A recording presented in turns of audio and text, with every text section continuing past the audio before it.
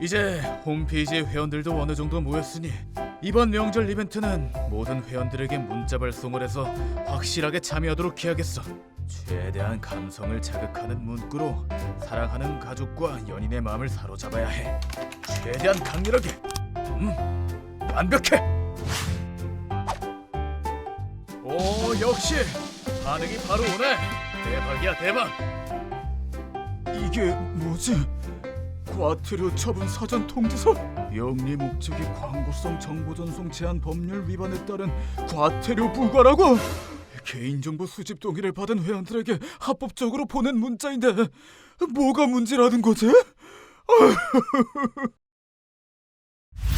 이번에 출시한 신제품은 회원들에게 지급한 포인트로 구매할 수 있는 이벤트로 기획해서 상품 정보와 함께 문자 광고를 대대적으로 해야겠어. 가만히 있자. 광고라는 문구를 맨 앞에 적고 원하는 광고 문구를 기재하면 끝! 이게 뭐야? 과태료 고지서?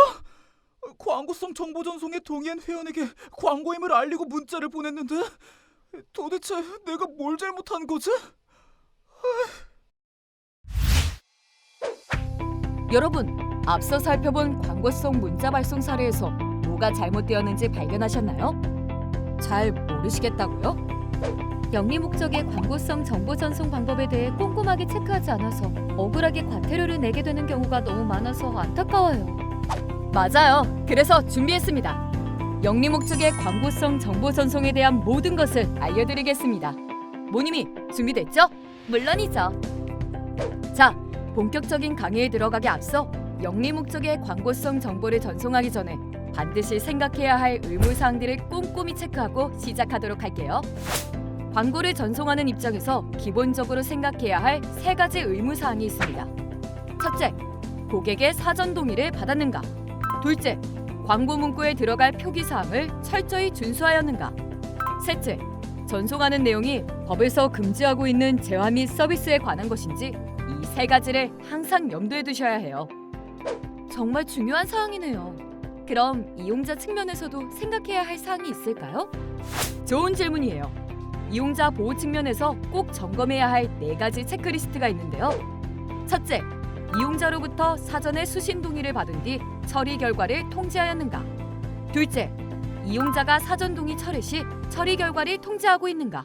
셋째, 이용자가 수신 거부 시 광고성 정보 전송을 중단하는가? 넷째, 2년마다 수신 동의 유지 여부를 확인하고 있는가? 이 4가지 사항을 꼼꼼하게 체크하고 준수해야 한답니다. 그렇군요. 정보통신망법에 대한 이해가 없으면 정말 놓치기 쉬운 사항들인 것 같아요. 자, 이제 본격적으로 영리 목적의 광고성 정보가 무엇인지 함께 알아볼까요? 영리 목적의 광고성 정보란 전송자가 경제적 이득을 취할 목적으로 전송자 자신에 대한 정보나 전송자가 제공할 재화 및 서비스에 관한 정보를 말합니다. 영리법인과 같이 영업을 하는 자가 고객에게 보내는 정보는 원칙적으로 모두 영리 목적의 광고성 정보에 해당하지요. 그럼 영리를 추구하지 않는 비영리법인이나 공공기관의 경우는 제외가 되는 건가요? 그건 아니죠. 비영리법인 및 공공기관이라 할지라도 전송하는 해당 정보가 수익 창출의 목적이 포함되어 있으면 영리 목적 광고성 정보에 해당돼요. 영리 목적의 광고성 정보의 범위는 전송자와 수신자 양측의 입장 및 양자 간의 관계를 종합적으로 고려하여 판단해야 하는데요. 고객이 수신 거부를 하더라도 반드시 고객에게 알려주어야 할 필요가 있는 정보는 광고성 정보 예외로 두고 자유롭게 정보를 전송해도 됩니다. 하지만 전송자의 입장에서 고객의 생일기념, 할인 쿠폰 등 혜택을 제공한다는 이유로 수신자에게 전송하는 정보는 광고성 정보의 예외로 인정하기 어려워요. 광고성 정보의 예외 사항들을 다 숙지하려면 너무 많아서 복잡할 것 같은데 혹시 예외 사항들을 판단할 수 있는 원칙이 있을까요? 네, 다음 2가지 원칙만 기억해도 많은 부분이 커버가 될 거예요. 첫째, 전송자와 수신자 간에 체결된 계약이행 등과 관련한 정보는 광고성 정보 예외 사항에 해당해요. 예를 들어 수신자가 광고성 정보의 수신을 거부하더라도 계약 관계로 인해 수신자에게 반드시 전달해야 할 필요가 있는 정보는 예외에 해당되는 거죠. 둘째, 공익 목적을 위한 광고성 정보 또한 예외 사항입니다. 전송자가 제공하는 서비스 및 재화와 직접적인 관련이 없고 오로지 공익 목적으로 무상 제공하는 서비스 및 재화에 관한 정보는 광고성 정보로 인정되지 않습니다. 다음은 정보통신망법에 명시하고 있는 스팸 규정에 대해 알아보도록 하겠습니다. 정보통신망법을 살펴보기 전에 먼저 법을 어길 경우 어떤 제재 조치가 이루어지는지 짚어보도록 할게요.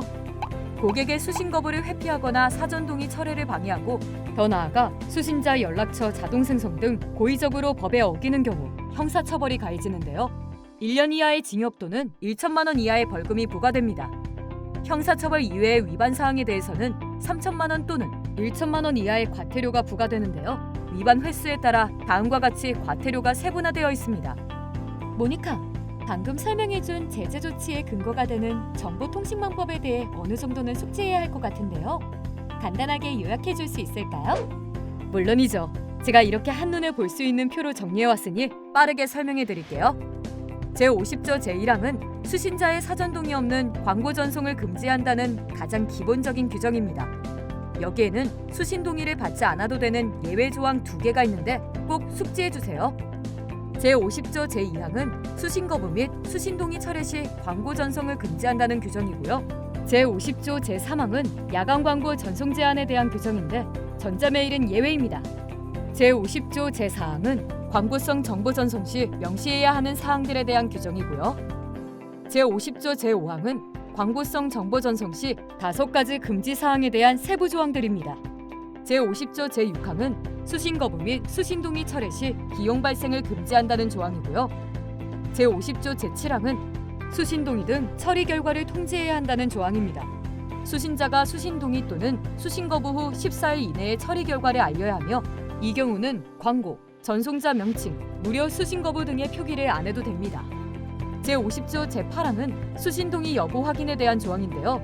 2년마다 정기적으로 수신 동의 여부 확인 시 기재해야 하는 전송자 명칭, 수신 동의 날짜, 수신 동의의 유지 또는 철회 의사를 표시하는 방법 등 3가지 사항에 대해 꼭 숙지해 주세요. 각 조항들에 대한 세부적인 내용을 확인하기 원하시면 불법 스팸 대응 센터 홈페이지 고객광장 자료실의 안내서를 확인해 주시기 바랍니다. 여러분, 지금까지 들은 강의 내용을 잘 복습하시고 정보통신망법을 잘 숙지하여 영리성 목적의 광고성 정보를 전송할 때 불이익을 당하는 일이 없도록 하세요. 맞아요. 정보통신망법에 대한 사전 지식이 없어서 억울하게 불법 스팸을 발송하게 되는 일은 없어야겠죠? 다음 강의에서는 스팸 전송 위반 및 행정처분 절차와 사례에 대해 자세히 설명해드리겠습니다. 이번에 새롭게 시작하는 아이템을 빠른 시간 내 홍보하려면 최대한 많은 고객들에게 알려야 해. 저번에 재미를 본 방법을 또 한번 이용해보는 거야. 프로그램을 이용하면 인터넷상에 올라가 있는 전화번호를 자동으로 수집해오니까 짧은 시간에 많은 사람에게 광고 문자를 보낼 수가 있지. 수집된 전화번호를 엑셀에 붙이고 광고 문구를 적은 다음 발송! 역시 난 천재야.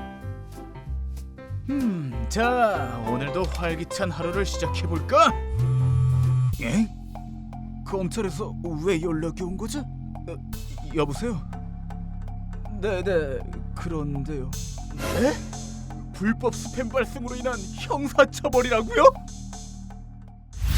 나 참 사장님, 그러시면 안 되죠. 요즘이 어떤 시대인데 전화번호 수집 프로그램을 사용해서 불법 스팸을 발송하세요? 모니카, 불법 스팸에 대한 과태료 및 검찰 송치 등의 처분에 대해 좀 더 확실하게 알리는 게 필요하지 않을까요? 맞아요. 이번에는 의도적으로 법을 어기고 수익을 얻기 위해 발송하는 불법 스팸의 수사와 행정처분에 대해 알아보도록 해요. 불법 스팸이란 정보통신망을 통해 이용자가 원하지 않음에도 불구하고 일방적으로 전송되는 영리 목적의 광고성 정보를 말합니다. 법률적으로 말하자면 정보통신망법 제50조부터 제50조의 8의 규정을 위반하여 전송 또는 게시되는 영리 목적의 광고성 정보를 통틀어서 불법 스팸이라고 하죠. 불법 스팸은 형사처벌 및 과태료 부과 대상이 됩니다. 불법 스팸 수사 및 행정처분은 방송통신사무소에서 수행하는데요. 정보통신망법 제50조 제5항 제50조의 8을 위반할 경우 수사를 통한 형사처벌에 해당하며 1년 이하의 징역 또는 1천만 원 이하의 벌금이 부과됩니다. 그리고 이외의 조항들을 위반할 경우에는 행정처분에 해당하여 과태료를 부과하게 되는데요. 과태료 체납 시에는 재산 압류 등 강제적인 조치가 시행될 수 있어요. 불법 스팸은 디지털상으로 일어나는 사이버 범죄잖아요. 어떤 절차를 거쳐서 수사가 진행되고 처벌이 진행되는지 자세한 진행 절차에 대해서 설명해 줄 수 있을까요? 네, 그럴게요. 불법 스팸을 수신한 이용자가 118로 전화를 걸거나 한국인터넷진흥원 불법 스팸 대응 센터 홈페이지 등을 통해 신고하면 접수된 스팸이 불법성이 있는지 위반 여부를 조사하고 불법 스팸으로 확인이 되면 해당 신고건이 과태료 부과 대상인지 사부 처리 대상인지 구분하여 방송통신사무소로 이관하게 됩니다. 이후 정해진 프로세스에 따라 불법 스팸 관련 처벌이 진행된답니다. 수사 대상에 해당되는 사례는 어떤 경우인가요? 예를 들면 연락처에 변칙 표기하거나 문자 광고 전송 시 수신 거부 번호를 연락이 되지 않는 전화번호를 제공하고 연락처에 특수 기호 표기, 연락처의 자동 생성 또는 자동 수집 프로그램을 사용하는 등의 경우가 이에 해당돼요. 그렇군요. 누가 봐도 의도적으로 작정하고 불법 스팸을 보내는 경우군요. 네, 맞아요. 먼저 과태료를 부과하는 경우에 대해 설명해 드릴게요. 과태료를 부과하는 대상은 크게 5가지인데요. 광고성 정보 전송 시 고객에게 사전 동의를 받지 않고 전송하거나 수신 거부 의사를 무시하는 경우, 야간 시간대에 동의받지 않고 광고성 정보를 전송하는 경우, 표기 의무를 위반할 경우, 그리고 수신 거부 또는 동의 철회 시 비용이 발생하도록 하는 경우가 이에 해당됩니다. 한국인터넷진흥원에 신고 접수된 불법 스팸은 위반 여부를 조사한 후 방송통신사무소에 이관하여 처분 의뢰를 합니다. 이관된 조사 자료는 방송통신사무소에서 다시 한번 검토한 후 다음과 같은 일련의 절차를 통해 처리된 후 법원으로 이관됩니다. 그런데 모니카, 기업에서 정보통신망법에 대한 이해 부족으로 의도치 않게 불법 스팸을 보내는 경우도 많이 있을 것 같은데요. 이에 대한 의견 제출 및 이의를 제기할 수 있는 기회도 주어지나요? 네, 맞아요. 일단 방송통신사무소에서 위반한 대상자에게 사전 통지를 한 후에 10일 이상의 기간을 정하여 의견을 제출할 수 있는 기회를 준답니다. 의견 제출 기한 내에 자진 납부를 할 경우에는 과태료의 20% 범위 내에서 경감받을 수 있고요. 모르고 위반한 경우라도 무조건 과태료는 피할 수 없는 건가요? 너무 억울할 것 같은데요. 위반 당사자가 제출한 의견에 상당한 이유가 있는 경우라면 과태료를 부과하지 않을 수도 있어요. 하지만 입증 자료가 불충분하거나 미제출 시에는 과태료를 부과해야 해요. 만약 과태료를 미납할 경우 어떤 불이익이 있나요? 위반하는 횟수에 따라 과태료가 가중 처분이 되는데요. 1회 위반 시 750만 원, 2회 위반 시 1,500만 원, 3회 위반 시 최대 3천만 원까지 부과되며 형사처분은 1년 이하의 징역 또는 1천만 원 이하의 벌금이 부과될 수 있어요. 그렇군요.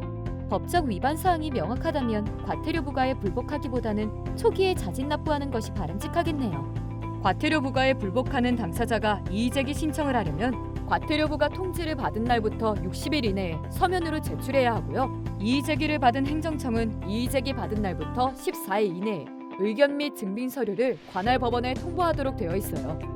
모니카, 행정처분 사례가 있다면 불법 스팸을 피하는 데 있어서 좀 더 이해가 빠를 것 같은데요. 실제적인 사례 몇 가지를 소개해 줄 수 있을까요? 물론이죠. 기본적으로 명시적인 사전 동의는 필수이고 광고 문구와 무료 수신 거부 전화 표기를 해야 합니다. 다음 사례는 문구 표기를 잘못하여 과태료를 부과한 사례인데요. 광고에 특수 문자를 삽입하거나 수신 거부 전화 부분에 무료 표기를 안 한 경우예요. 다음은 광고성 정보를 야간에 전송한 사례인데요. 오후 9시부터 다음날 오전 8시까지 광고성 정보 전송 시 수신자에게 반드시 별도 사전 동의를 받아야 합니다. 이 외에도 더 많은 사례를 확인하려면 불법 스팸 대응 센터 홈페이지에서 확인하실 수 있습니다. 강의를 듣고 보니 정보통신망법에 대한 충분한 숙지가 없으면 자신도 모르게 불법 스팸을 전송하게 되는 케이스들이 참 많을 것 같네요. 맞아요. 연도별 검찰 송치 및 행정처분 건수가 대략 1000여 건에 이르고 있고 여러 분야에서 다양하게 과태료 처분이 이루어지고 있어요. 영리 목적의 광고성 정보를 전송해야 하는 사업자분들이 정보통신망법에 조금만 관심을 갖고 해당 내용을 숙지해서 불법 스팸으로 인한 수사나 행정처분을 받지 않았으면 좋겠네요. 모니카, 통계적으로 볼 때 앞으로 불법 스팸은 국제 발신 스팸까지 생겨나 더 많이 증가할 전망이고 스팸 발송의 규모나 방법 면에서도 고도화될 것으로 전망이 되는데요. 이에 대한 정부 차원에서의 대응 정책에 대해 설명해 줄 수 있나요? 방송통신위원회와 한국인터넷진흥원은 스팸 발송 경로에 따라 가입 제한, 발송 억제, 필터링 강화, 규제 실효성 제고 등의 실제적인 방식으로 불법 스팸 대응 체계를 구축하고 있습니다. 악성 스패머들의 정보를 파악하여 대처하고 개인 휴대전화의 개통은 최대 3회선으로 제한하며 유선 인터넷 전화는 개인은 5개, 법인은 종사자 수로 개통 제한하고 번호 사용 계획서 작성 등을 통하여 다른 용도로 활용하는 것을 제재할 계획입니다. 또한 불법 스팸 필터링을 강화하고 금융사별로 이용할 수 있는 발신번호를 모두 리스트업하여 강력하게 대처함으로써 금융사 사칭 문자를 막기 위한 대응책도 마련하고 있습니다. 와, 정부의 치밀한 대응 정책하에 민관이 유기적으로 협력한다면 불법 스팸 없는 디지털 문화가 정착될 수 있겠네요. 맞아요. 무엇보다 사업자분들이 정보통신망법에 대해 충분히 이해하고 숙지하는 것이 더욱 중요하답니다. 영리 목적의 광고성 정보 정성자와 수신자 모두가 만족할 수 있는 깨끗한 디지털 문화, 우리 모두 만들어가요.